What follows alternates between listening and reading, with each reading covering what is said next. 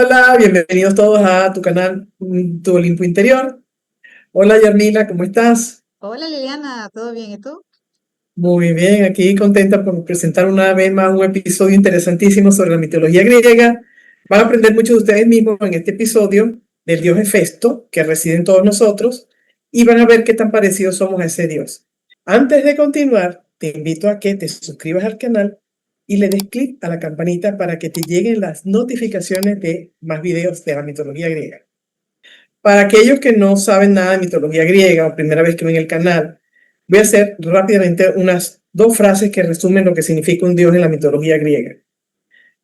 Un dios es un modelo de comportamiento que nosotros tenemos internamente, todos los seres humanos. Son patrones de comportamiento que, en frente a situaciones distintas, un peligro o un jefe en el trabajo o un problema con la esposa o la crianza de un hijo, emerge ese patrón de comportamiento por ser la especie que somos y nos comportamos en ciertas circunstancias con una u otra actitud dependiendo de la crisis o el conflicto o sencillamente el evento que tenemos que transitar. Entonces Son como los arquetipos, ¿verdad? O sea, son los son arquetipos los que tú hablas en tu arquetipos. canal. Exacto, los arquetipos son esos patrones de comportamiento. Por ejemplo, si yo siento que corro peligro, mi comportamiento es salir corriendo. Por ejemplo, si soy, ese es el arquetipo Ares. No va a ser abrazar al agresor ni acercarme al peligro, sino correr. Correr o enfrentarme. Muchas veces Ares, el Ares que está en nosotros ataca al ofensor o al atacante, ¿no? Valga la redundancia. Entonces, si somos mujeres y estamos pariendo, pues somos Deméter, con ternura acogemos a la criatura y tenemos una cantidad de comportamientos correspondientes a ese patrón o arquetipo que todos llevamos dentro. Entonces, cada circunstancia nos va haciendo emerger algunos de nuestros asesores internos, como los llamo yo, que son estos dioses que nosotros tenemos por dentro, ¿ok? ¿Por qué son dioses? Bueno, porque Dios, en el concepto que tenemos todos, Dios está en todas partes. Si está en todas partes, está dentro de nosotros, entonces está en todas partes, porque está dentro de cada uno de nosotros, ¿no? Hay dioses, no, los dioses son espejos de nuestra realidad, de nuestra forma de ser como seres humanos.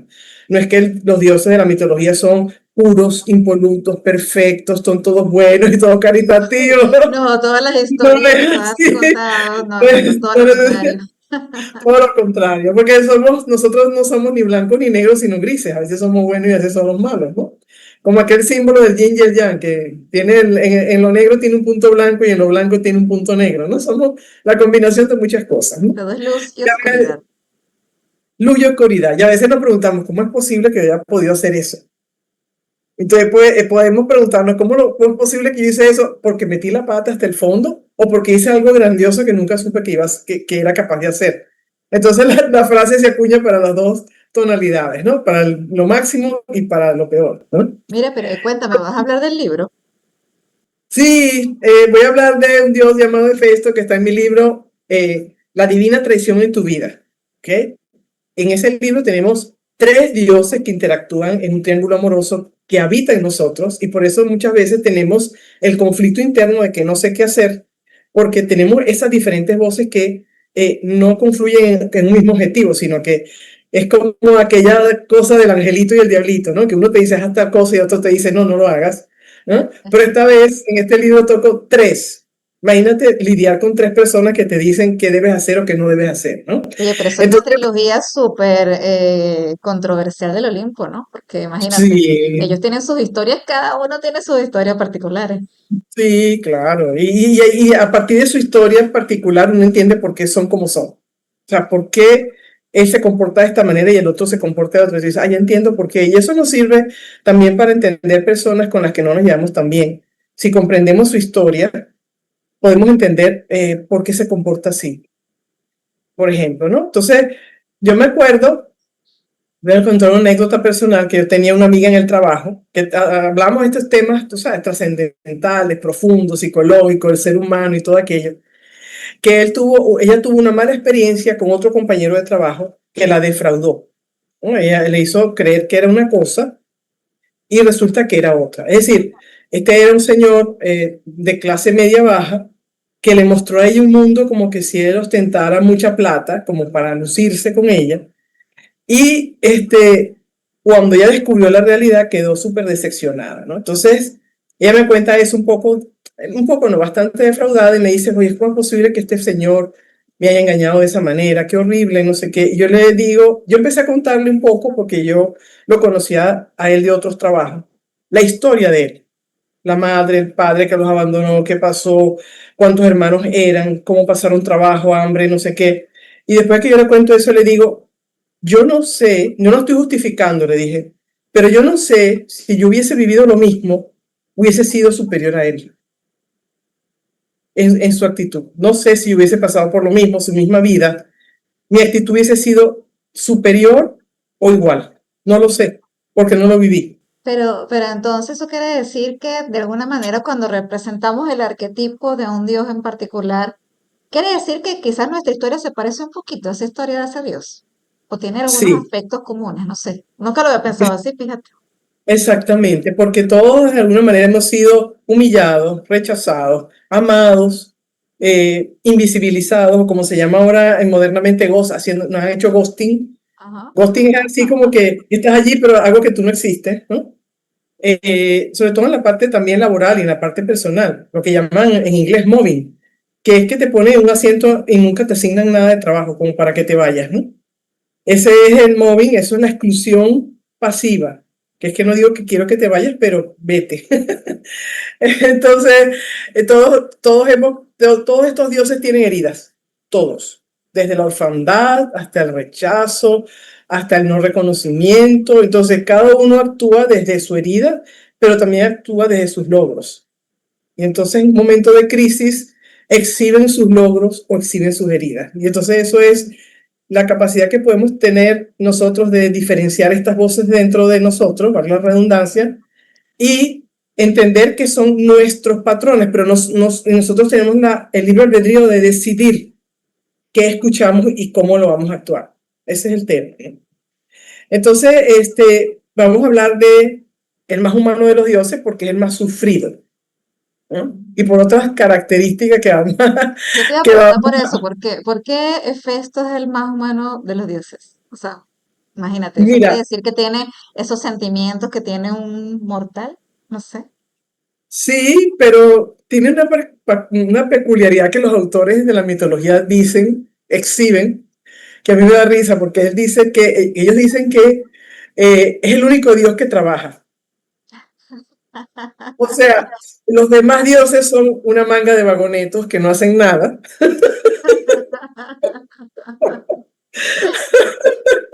y él que sí trabaja. Entonces, como trabaja y sufre, pero no sufre a causa del trabajo, sino que sufre, ahorita lo vamos a ver, este, sufre por mucho rechazo que ha recibido, pero entonces es el único que trabaja. Entonces, yo me pregunto, bien, voy a responder esta interrogante a lo largo de esta edición.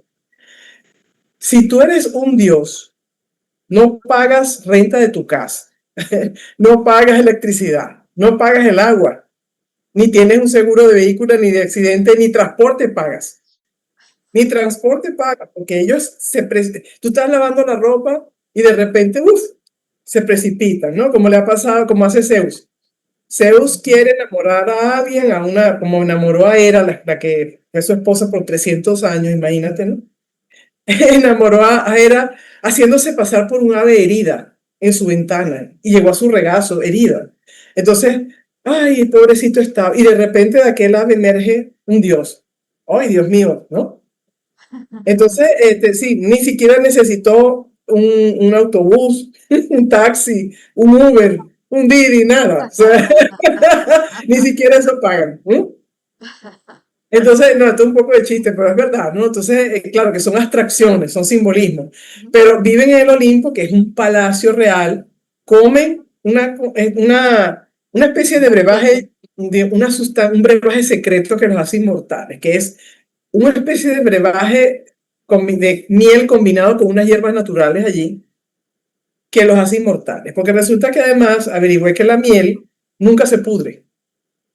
O sea, y cualquier cosa que pones en miel permanece petrificada, pero no se pudre. O sea, básicamente es el concepto de inmortalidad llevado a algo simbólico, ¿no? No sabía eso. Después me empecé a comprar miel yo también para ver si podía ser Ah, no, inmortal. llenemos la despensa con miel. Sí. Es más, vamos a dormir con miel todo el tiempo. Ay, no, si hay máscaras de miel y todo. Afrodita debe ser una experta sabiendo cuántos tipos de máscaras hay, ¿no? Afrodita es la diosa del amor, que vamos a ver luego, para ser bellas y jóvenes, o bellos y jóvenes, igual, hombres o mujeres. Bueno, total, que esa fue la primera pregunta que yo me hice, retomando el tema de Festo, ¿no? ¿Por qué este señor trabaja? Entonces, como estábamos hablando al principio, tenemos que entender su historia para entender por qué trabaja. Y la historia de Festo, pues, los dioses tienen una habilidad de embarazarse a sí mismos. Son como andróginos o hermafroditos o afroditos, no sé cómo decirlo. Por ejemplo, Zeus dio a luz a Atenea, a su hija Atenea, pero extrayéndola de su cabeza. Le abrieron la cabeza, precisamente Festo le abrió la cabeza a su papá Zeus para que su hermana Atenea pudiese nacer, ¿no? Entonces, dice la leyenda en algunas versiones que era la esposa de Zeus cuando vio que Zeus pudo tener una hija sin que ella estuviera participando en el evento, dijo, bueno, pero yo también puedo hacer lo mismo. O sea, si se trata de demostrar que somos dioses y que somos completos y que podemos hacer lo que queramos, yo voy a hacer lo mío. Entonces, nadie explica cómo, ni por qué, ni cuándo ella crea, engendra, gesta a Hefesto. Pero como era una competencia con su esposo Zeus, ella pensaba que Hefesto iba a ser algo bello, espectacular, deslumbrante, maravilloso, o sea, algo fuera de serie, que el Olimpo iba a hacer una fiesta de celebración cuando naciera Hefesto. Pero cuando nace aquello, y digo aquello, ve que es un niñito, un bebé peludo, con un problema en una pierna, feo, físicamente. Y entonces la diosa empieza a preguntar, bueno, pero esto no pudo haber salido de mí. Esto no puede ser mi hijo, ¿no? Y entonces, ella, horrorizada, que esa es la palabra, horrorizada, como para que nadie se diera cuenta agarra al niño y lo lanza desde el Olimpo, porque además para los griegos el Olimpo reside en el monte Olimpo, en Grecia, que además tiene más de 3.500 metros de altura, más por allá arriba, ¿no? Y el bebé tardó 9 días en caer, en caer al mar. Y allí hay lo que llaman oceánides, que son como unas ninfas de las aguas. ¿Qué son unas ninfas? Digamos que son unas dioses menores. Digamos que tenemos la jerarquía de Zeus, que es el presidente de la república, y tenemos de repente a un oficinista o a un administrador de una pequeña empresa, clase media, que también tiene ciertas facultades divinas o mágicas, pero no tanto como los superdioses, ¿no? Si lo llevamos a estratos sociales, como para poner un ejemplo.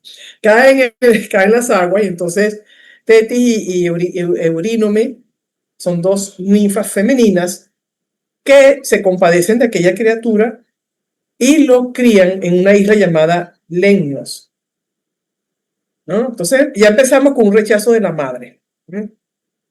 O sea, ella no reconoce el derecho legítimo que tiene ese ser que nació de vivir en el Olimpo con el resto de los dioses y de sus hermanos. Empezamos ahí con un rechazo que es dolorosísimo para cualquier persona, ¿no? Y para un dios también, porque son nuestros espejos, ¿no? Entonces, estas ninfas lo crían en una isla llamada Lemnos, que es una isla volcánica. Tienen un poco de aldeanos allí y unos volcanes que en el fondo tienen oro, diamantes y rubíes, porque yo me enteré también, no sabía que en el fondo de los volcanes hay piedras preciosas. Eso está lleno de metales preciosos y eso hay una riqueza impresionante. Entonces, con la lava y el fuego de esos volcanes, porque era una isla volcánica, él a temprana edad empieza a descubrir que tiene una vocación, que es fundir esos metales y crear cosas, crear esculturas, crear sillas, crear mesas, crear lámparas, espejos. Empezó, y en esa cosa de ensayo, él se va haciendo experto en el arte de la herrería, o lo que llaman la forja. Entonces, el yunque y el martillo para forjar los metales y darle la forma que necesitan y la resistencia y la durabilidad y todo lo que implica todo ese arte. Entonces, retomando esa historia, vemos que él es aceptado por dos personas que no son sus padres y es rechazado por su mamá. Ahí empezamos mal. ¿Qué sucede? Él se da cuenta de eso. O sea, él puede ser feo, pero no tonto. O sea, como Dios que es, se da cuenta de ese tema, ¿no? Entonces, él crece solo, rechazado, y dice, bueno, pero ¿qué pasa? Yo quiero mi lugar en el Olimpo. ¿Por qué yo no soy aceptado allí? Y él empieza, digamos, haciendo lo que es lo que necesita el ejército. La caballería, por ejemplo, le hace a Atenea lo que es el peto, lo que es el escudo de Atenea para la guerra, las lanzas, todo el casco, todo lo que necesitan estos dioses guerreros que incluso participaron en la guerra de Troya desde un punto de vista de la energía que es Satán. Y ella fabrica todo eso. Es que digo, él fabrica todo eso. Entonces él hace bellezas, unas cosas mágicas, perfectas, llenas, unos caballos, estatuas llenas de oro, de rubíes, de diamantes, que la gente queda deslumbrada ante la belleza de todo eso, pero con todo y eso no llama la atención del Olimpo. O sea, qué chévere que nos construyas estas cosas lindas para adornar el palacio, qué lindo tú que nos ayudas con la armadura, pero él se queda allí. ¿Qué se le ocurre a él, no? Vemos una mente dolorosa y adolorida. A este punto voy a leer un pequeño párrafo de mi libro, ¿no? La Divina Traición, como presentación de Festo. No sé si me ven todavía o no me ven. ¿Quién es el dios más humano de todos? Esta es la introducción. Hefesto, el dios herrero, artesano del Olimpo, es el más parecido a nosotros. Es como tú y como yo. Es el más humano de los dioses. El único dios que trabaja. El único dios que ha vivido el sufrimiento, el rechazo, el abandono y la burla. Es vengativo cuando se le ha ofendido y agradecido cuando recibe amor. Hefesto es además un artista nato. Su arte es perfecto, mágico, maravilloso. Vemos en Hefesto nuestra humanidad indefensa, sufrida y revanchista, pero también podemos encontrar nuestro lado amoroso, agradecido, creativo y bello. Son estas cualidades las que hacen que nos identifiquemos fácilmente con él. ¿Quién de nosotros no trabaja o ha sufrido la vergüenza o el rechazo? ¿Quién no ha amado o ha agradecido algo bueno que ha recibido? Entonces, eso es Hefesto, ¿no? ¿Qué hace Hefesto para tratar de ingresar al Olimpo? Porque vamos a hablar claro, Hefesto está resentido. O sea, él ama a su mamá, pero a la vez la resiente. Y lo más gracioso, si se puede decir gracioso, para hacer la historia un poco menos tensa, es que mucho más adelante, cuando él es adulto, es vuelto a rechazar y el mismo Zeus lo vuelve a sacar al precipicio y vuelve a caer del Olimpo. Imagínate. Sí, pero lo curioso, fíjate esta relación de amor y odio, que Zeus lo expulsa del Olimpo, lo lleva al precipicio y él cae otra vez, porque en una discusión entre Zeus y Hera, él intercede por la madre, se mete en la discusión de los esposos. Y Zeus en furia dice, ¿qué haces tú aquí metiéndote en una discusión mía con Hera? Lárgate de aquí, sáquenlo de aquí. Y lo sacan del Olimpo, ¿no? O sea, amamos lo que nos hiere y nos hiere lo que amamos, ¿no? O sea, esa dualidad. Porque la mayor herida que podemos recibir es de alguien que amamos, ¿no? O que confiamos. Y aquello que nos hirió, nosotros no podemos dejarlo mal porque hay una conexión. Entonces, es enredada la trama de Hefesto. Él, y es nuestra trama también, Hefesto trata de ser perfeccionista. El perfeccionista, por eso sus obras son que tú la ves por arriba y por abajo y tú dices, esto no tiene ningún detalle que criticar, esto está perfecto. Y puede pasar en su taller días enteros sin comer, bueno, ellos comen casi que no comen, pero digamos, si lo llevamos a la parte humana, esa gente que es workaholic, que trabaja y trabaja y trabaja y trabaja, y tú dices, bueno, ¿para qué trabajan? porque necesita un reconocimiento para compensar el que no me quieren como soy, con mi defecto físico o que yo tengo algo en la nariz o en la cabeza o lo que sea. Necesito demostrar que yo valgo y necesito que ser importante, o sea, que yo les importe a alguien por el servicio que les doy. Pero ¿qué pasa? Que la gente te dice, chévere, te da una palmadita en el hombro, muy buen empleado del mes, y por eso no necesariamente te van a querer, ni van a querer abrazarte, ni escuchar tus problemas, ni ser tu confidente, ni estar contigo en los momentos difíciles. No, el servicio no es un estadio de contención para ti. Es un estadio en donde tú prestas un servicio, que puede ser artístico, un pintor, un escultor, en este caso de efecto un artesano de la forja. Y nosotros muchas veces en los trabajos, por no decir casi siempre, los humanos que trabajamos y esperamos que nos reconozca el jefe. Pero muchas veces no solamente esperamos que el jefe nos reconozca, sino además esperamos que tenga cierta estima y que además me haga sobresalir y que además me considere parte del equipo y que además yo sienta que me tiene afecto y aprecio como persona. Entonces, nos vamos creando una especie de familia paralela en donde cuando me votan, ¿no? Me entiendo como Hefesto. Me sacaron del Olimpo, pero ¿por qué? Si yo lo hice todo bien.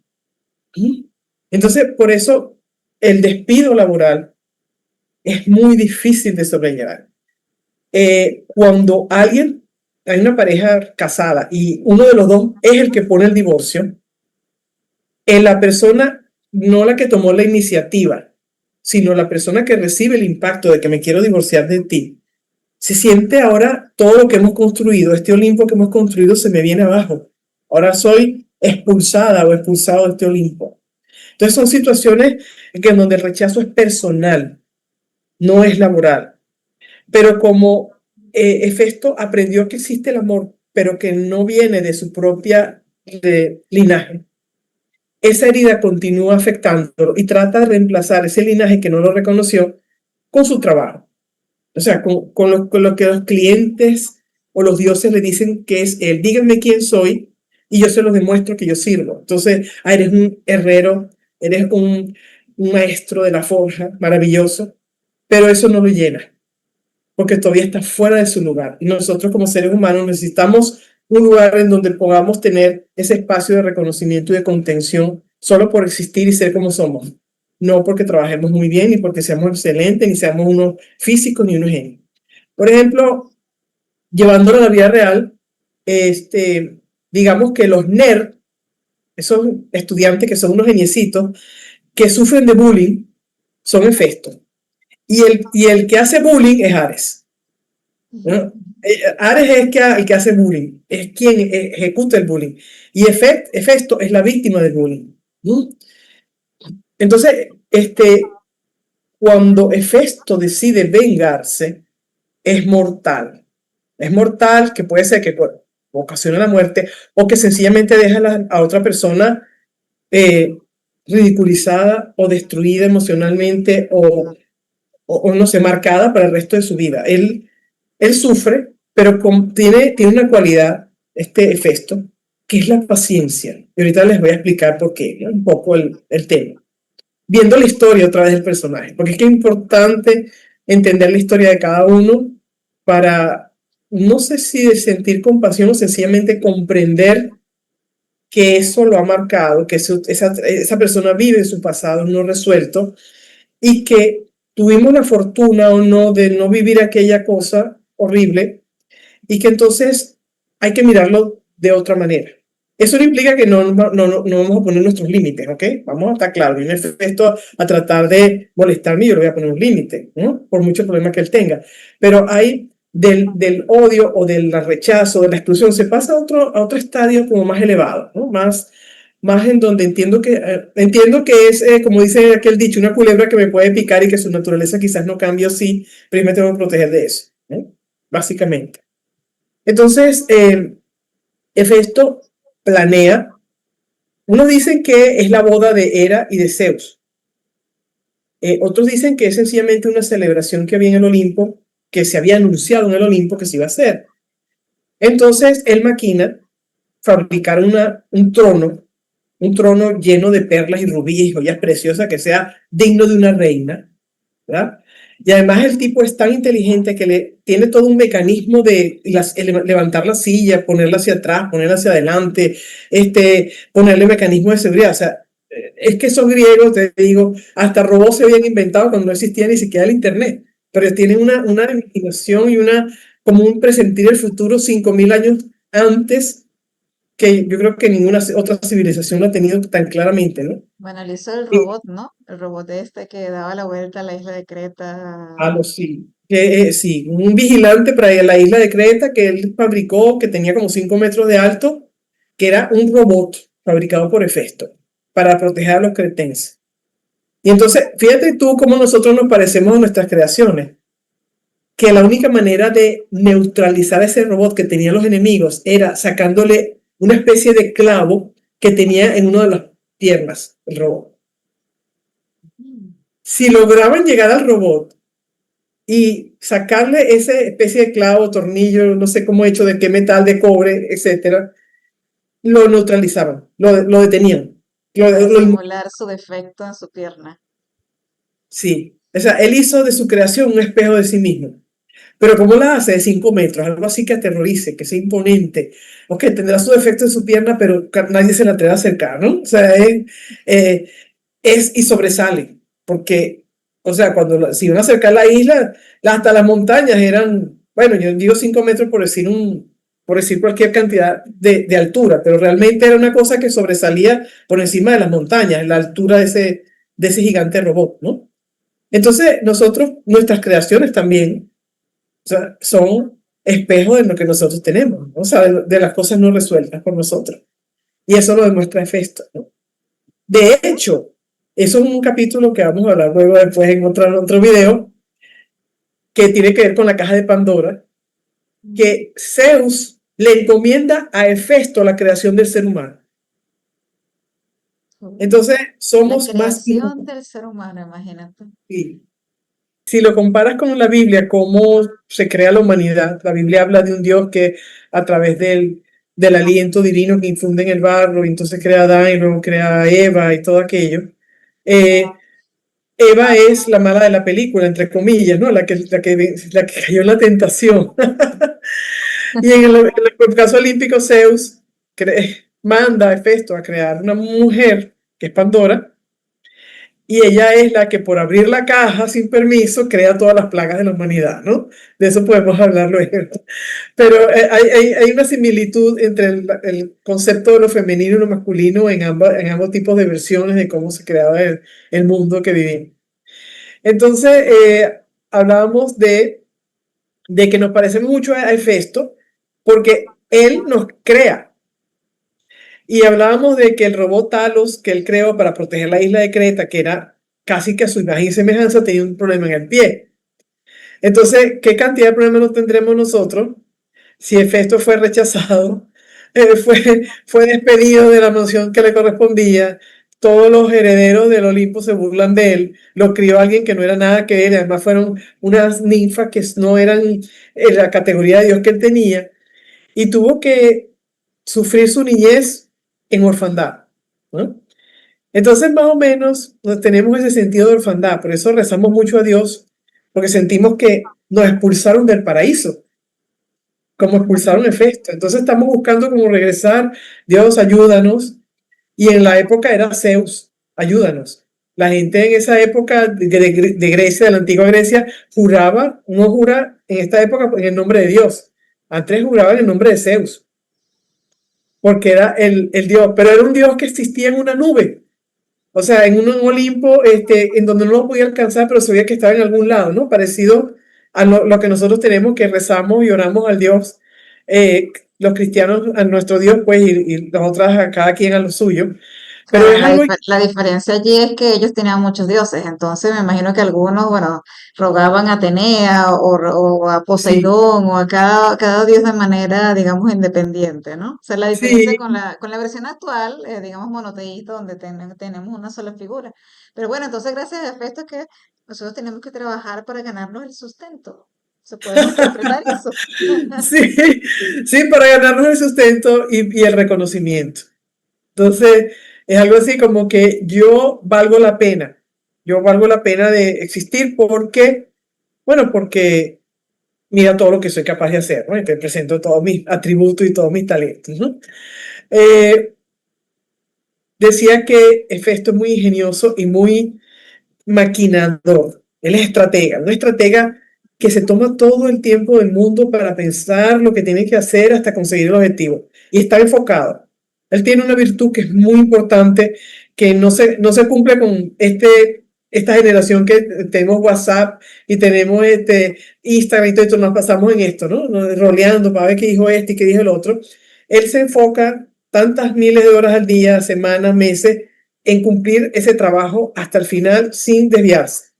No importa lo que pase afuera, ¿no?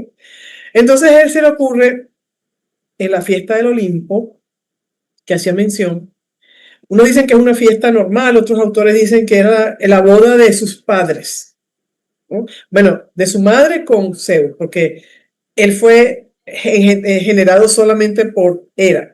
Otras versiones dicen que era hijo de ambos.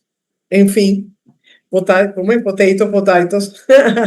Dime. Arréglate aquí que se te está saliendo una cosita de Ah, aquí, ok. que se vea más. Ok, está bien.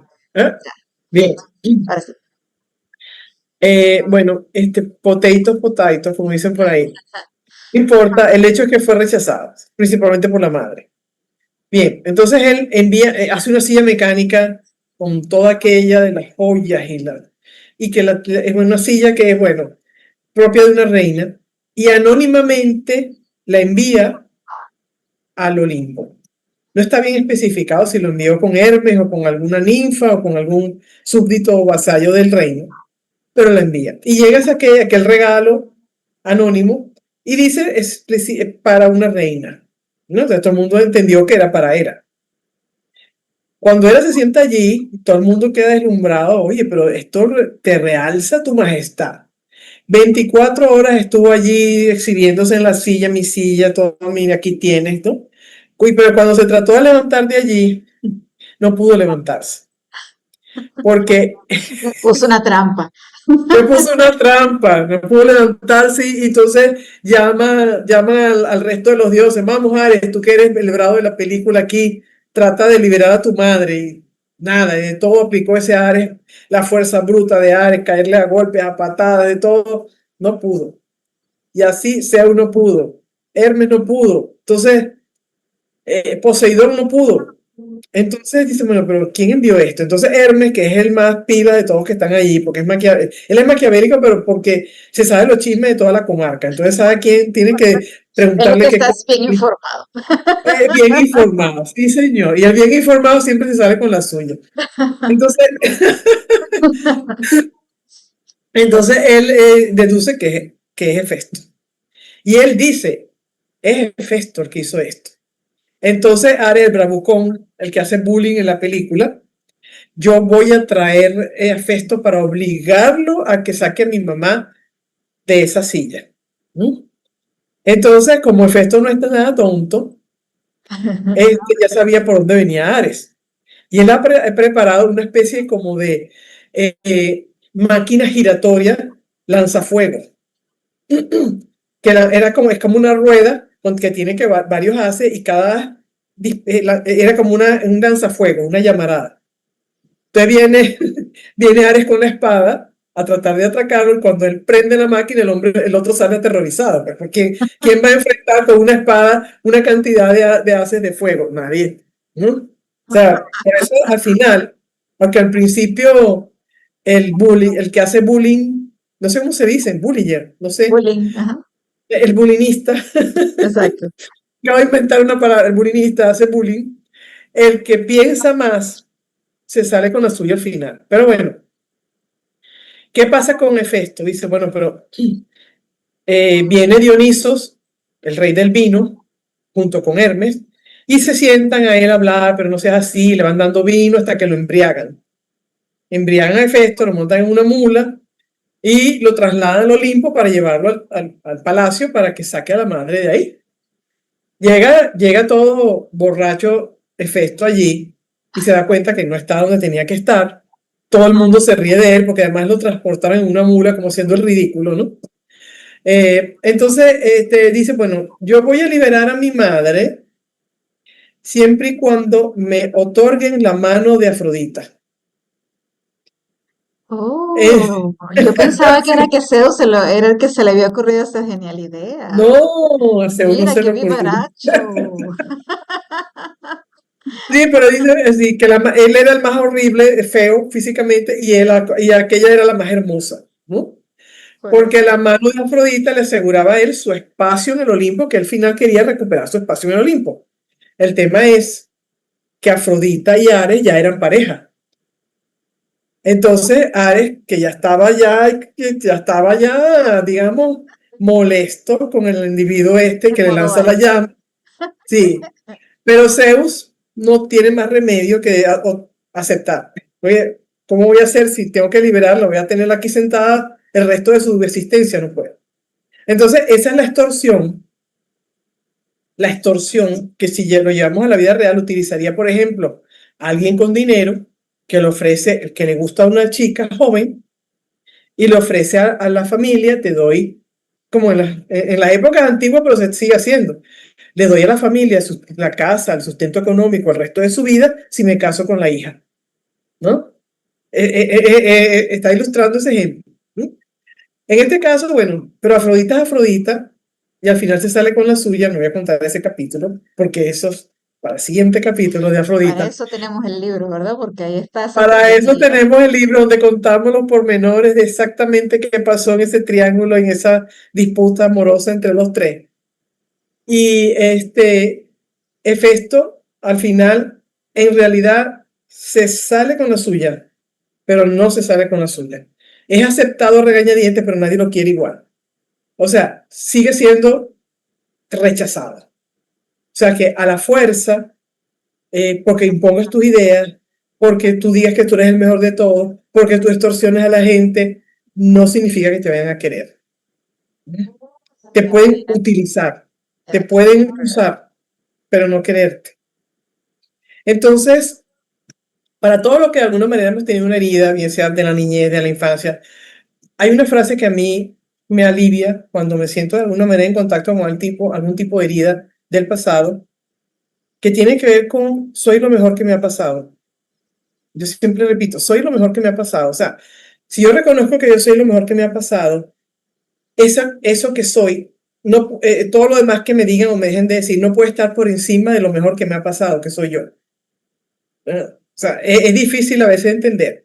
Y a veces también tenemos que ubicarnos cuando nos sentimos ansiosos porque alguien no vio nuestro trabajo o nos sentimos ansiosos porque nos está ignorando y esperaba una respuesta de esa persona que quiero y resulta que la respuesta es que esto se acabó. Entonces, eso duele, no voy a negar que duele, es un periodo difícil, pero siempre entender que eso no te puede destruir y eso no puede definirte, porque a esa persona yo no le guste o no le parezca o no me considere o no sea lo excelente que piensa que debo ser, no me puede destruir, o sea, no me puede definir. O sea, porque yo le diga, llevándolo a un término más práctico, quizás no tan, es decir, más claro. Si yo le digo a mi gato, ahora tú eres un perro, no se va a transformar en perro. Si alguien me dice, tú eres idiota o tú no sirves, eso que me dice esa persona no me va a transformar en lo que la persona me dice que soy, porque ya yo soy. Básicamente es.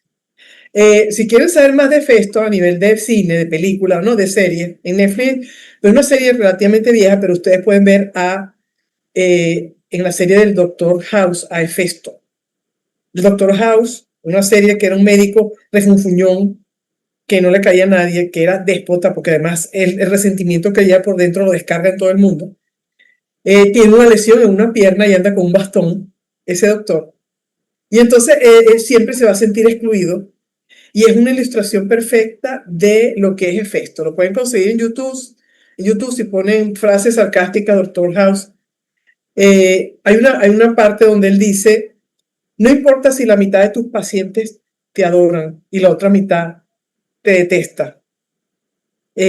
siempre vas a estar afuera, ¿no? Siempre vas a estar por fuera, aunque una mitad te quiera y la otra te deteste o no te quiera, el resultado final siempre va a ser el mismo, siempre vas a quedar afuera. O sea, que eso como que esa frase de exactamente de ese sketch refleja la frustración de una personalidad de Festo. Pero sí, pero Festo tiene una cualidad aparte de su genio, es muy agradecido. Se desvive por servirte, por regalarte las mejores joyas, por hacer que tú te sientas bien. Él fue muy agradecido con las Oceánides que lo criaron. Siempre estaba pendiente de ella. Los aldeanos de la isla volcánica donde se creó lo querían mucho. Pero así nos den todo el amor del mundo. Siempre lo vamos a poner por debajo de aquel amor de papá y mamá que queríamos tener para nosotros, porque esos son nuestros pilares. Esos son los pilares.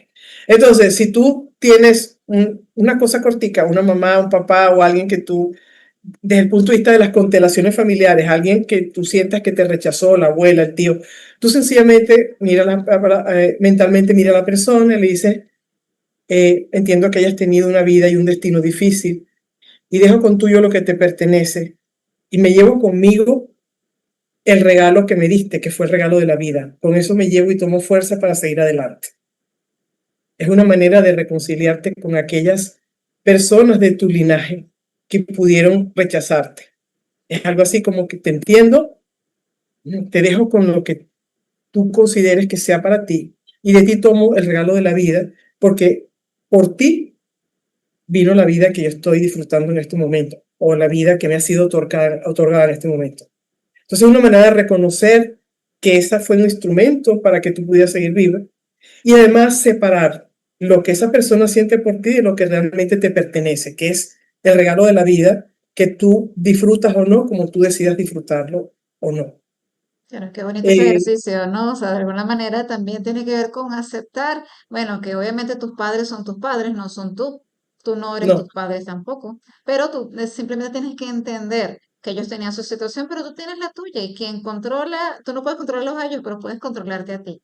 Y lo que de alguna manera exactamente. tú percibes o sientes con respecto a esas otras personas como tus padres, tus familiares, tus jefes, en realidad tú lo que tienes que hacer es como que aceptar, bueno, quién soy yo y de verdad saber de dónde estás hablando, porque fíjate que Festo actúa mucho, como tú bien explicaste hoy, desde ese resentimiento, ¿no?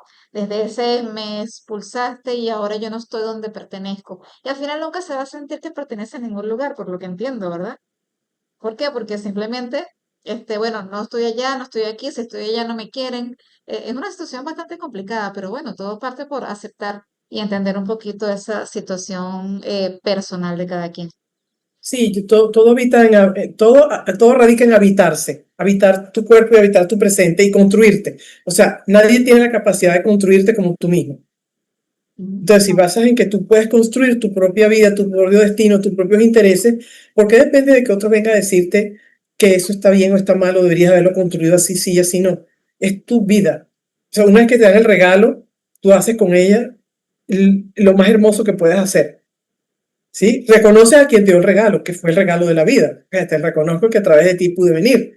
Pero ya con ese regalo, una vez que soy adulto, ya yo decido qué hacer con eso. Entonces no puedo aceptar interferencias. Si yo quise poner tu regalo en la cómoda de mi cuarto, lo pongo allí. Si lo quiero poner más bonito, más feo, ponerlo a un lado, ponerle otro lazo, ponerle otra caja, bueno, ya es como yo lo quiera vivir. Y eso es un proceso.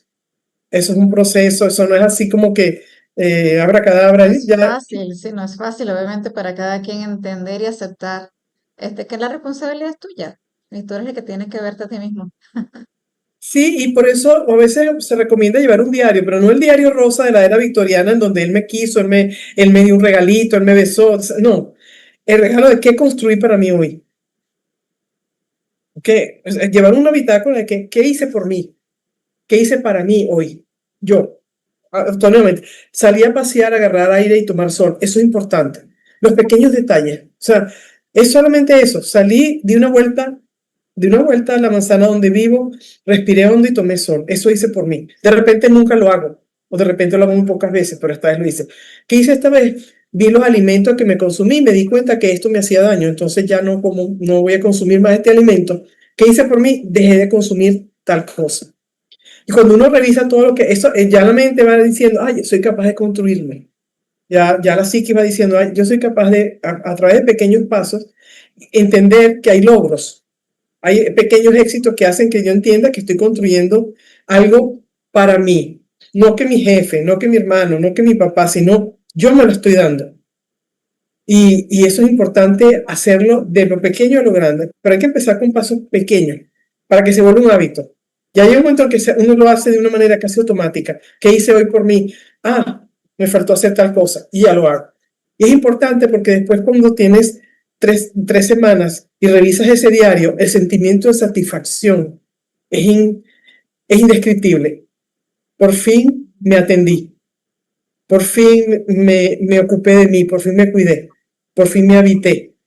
Entonces es todo un proceso pero con pequeños pasos y con escribiéndolo se puede hacer. Es preferible escribirlo en papel, porque el cerebro entiende más las señales físicas que aquella cosa digital, ¿no? Eso dicen los psicólogos, los neurobiólogos, que es preferible escribirlo.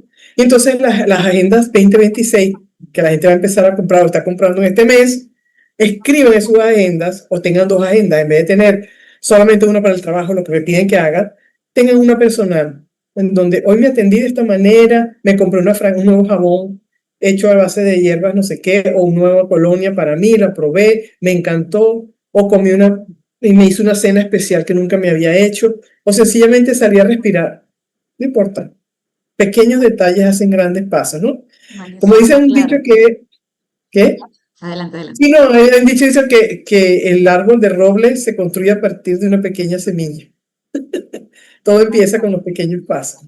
No, bueno, Entonces, pero bueno, igual son ejercicios interesantes que uno tiene que hacer poquito a poco, día a día, pero yo estoy segura que hay un shortcut, hay un atajo directo y tú sabes cuál es, porque personalmente lo he visto y me ha funcionado de una manera increíble. Uno no se puede imaginar todo lo que el tarot mitológico te puede ayudar a sí. entender un poquito eso, ¿verdad? Entonces ahí ya cuando hagas tu diario y tu día a día, tú vas a tener como que esa intención, porque ya tú estás un poquito más claro de ese arquetipo que de alguna manera domina tus pensamientos y hasta tus decisiones, hasta tus acciones. Entonces, ese tarot ontológico yo lo veo como un atajo para poder de alguna manera llegar a ese fin último de esa aceptación, como decías, de, ok, bueno, yo estoy aquí y yo soy yo. O sea, mi alrededor no me condiciona de alguna manera a vivir lo que yo tengo que vivir.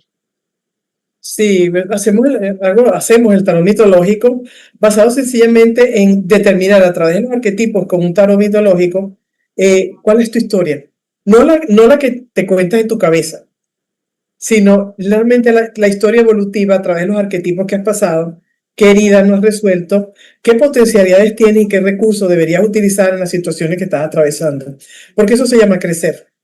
Eso se llama poner en mis manos mis recursos para yo misma construirla. Y entonces si yo no entiendo la vida por la que pasé, porque siempre le reclamo a todo el mundo, porque siempre trabajo de más, porque siempre soy perfeccionista, y le pregunto al tarón tradicional, ¿qué me va a pasar dentro del mes que viene? O el año que viene va a ser mejor que el anterior, o cómo fue el 2025 en relación al 2026, o al revés. Voy a repetir lo mismo, porque sigo anclado en el mismo arquetipo y en la misma conducta, avalada por mi historia. No que se justifica porque ya tuvo una infancia así. Entonces me quedé en el niño que pide que papá y mamá te atiendan y el adulto no asume la construcción de esa vida que tiene derecho a tener, porque no se ha dado cuenta que tiene ese patrón al que le ha sido leal, pero que a la vez lo está encadenando a una vida llena de insatisfacción. Entonces, bueno, el tarot mítico también lo hacemos aquí en tu Olimpo Interior y es algo realmente maravillosamente descriptivo acerca de cómo eres tú y cuáles son tus potencialidades y te vas a descubrir un montón de virtudes que te van a hacer quererte más y entender que sí vales la pena. Sí, es completamente revelador. Sí. ¿Qué mensaje nos puede dar Hefesto? Hefesto, yo lo resumiría en la misma frase, ¿no? Eh, Nada es capaz de definirme y nada es capaz de ir por mi esencia, es decir, soy lo mejor que me ha pasado. Punto. Ese es mi mantra, soy lo mejor que me ha pasado. ¿Qué me enseña Festo? Festo me enseña a aquí hay algo muy valioso dentro de mí, más allá de mis talentos. Porque si es por solamente mis talentos, no me voy a sentir nunca querido. Me puedo sentir admirado, pero no necesariamente querido. Entonces, en el sufrimiento de Festo, le indica a Festo que vas en la dirección equivocada. Quieres que te quieran por tus talentos y no por lo que eres tú, porque eres una persona divertida, porque eres compasivo, porque te gusta fraternizar con los demás seres humanos, porque tienes buenos sentimientos, porque eres honrado, porque eres responsable, porque cumples tus promesas, porque eres una bella persona que sabe dar ánimo a los demás. Entonces, porque te ocupas por el bienestar de los todos, porque te ocupas de ti mismo también.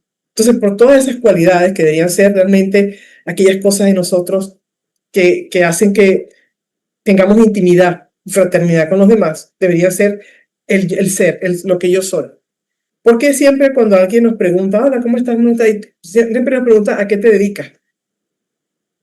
Ah, bueno, yo trabajo en no sé qué parte y yo trabajé, yo por ejemplo hablo, antes de cerrar este episodio, y yo he ido en conversaciones de familia o de fiestas cuando hablo con gente que yo no entiendo por qué, no sé si a ustedes les ha pasado, eh, la conversación es en torno a todos los trabajos que ha pasado en su vida. Es decir, es que yo en 1975 trabajé para la siderúrgica tal, y luego de ahí me pasé al trabajo no sé qué, que fue en la petrolera, y de la petrolera pasé a un centro de ingeniería civil que hacía no sé qué cosa. Y yo me quedo mirando a la persona y pensando, ¿no? Pero esto no es una entrevista de trabajo. O sea, que hago yo oyendo esto, porque su carta de presentación es, y en el año no sé qué 2000 me transferieron a no sé qué sucursal de no sé cuánto. Y es una cosa interminable que cuando tú terminas aquello, tú dices, pero es que no me dijo nada de esa misma persona. O sea, ¿quién eres tú? Me has dicho todos los trabajos que has hecho, pero yo no sé quién eres tú. O sea, mire, ¿qué te parece si nos reunimos otra vez? O no sé, yo te aviso. O sea, ¿qué me puedo decir? O sea, no te conocí, no entiendo lo que dijiste y no sé. O sea, es increíble. No sé si es porque el sentido de identidad está anclado en los logros laborales y profesionales y los talentos. ¿No? No dice, no, mira, me gusta mucho ir a la playa, disfruto viendo las estrellas, me encanta la comida italiana, me encanta el cine español porque tal cosa, tengo un club de lectura en donde nosotros compartimos, si la conversación fuera en ese sentido, tú dices, ay, estoy conociendo los gustos de la persona, las cosas que le dan placer, las cosas que rechaza, los límites que pone, pero cuando me vienes a dar to- toda una retórica de todos los trabajos que has tenido, digo, pero es que no se quiere dejar ver. Se define desde lo que hace, no desde lo que es. Pero la gente todavía no sabe, no digo todo el mundo porque generalizar tampoco sirve, ¿no? Pero mucha gente cuando le preguntan quién eres tú, te sale con la profesión. Ama de casa, estudiante de ingeniería, deportista, y digo, pero es que yo no pregunté eso. Y no sabe responder otra cosa. Vamos a un curso de inglés, que estoy metida en un curso de inglés, vamos a presentarnos todos. Ay, bueno, yo soy estudiante de administración para la gerencia de sistemas informáticos en la universidad, no sé qué. Y vivo en tal país. Ok, la siguiente, y así. Entonces, una vez para romper el hielo, me acuerdo de una presentación que lo hice para romper el hielo, que yo dije, bueno, yo trabajo en una firma de consultoría desarrollando software y en la noche soy stripper. Pero es que, o sea, es que hay un momento en que la formalidad agobia, tú sabes, porque es que no, empezaron a reír de la mentira, era bueno, miren, echando broma, es esto y esto y entonces, pero es que no escondemos, o sea, ¿no? Y efecto se esconde porque como fue tan rechazado, hay un terror a mostrarse para exponer la vulnerabilidad y que me van a rechazar. Esa ha sido, por lo menos, la experiencia que yo he tenido en estos años de vida, que no voy a decir cuántos son. Pues ya se me salió la Afrodita aquí. Te invito a que te suscribas al canal y hagas clic a la campanita para que continúes viendo más información que puede ser de tu interés para tu desarrollo personal sobre la mitología y los arquetipos griegos. Esto ha sido todo por ahora. Espero que pasen un feliz día. Nos vemos en el próximo video. Bye. Bye.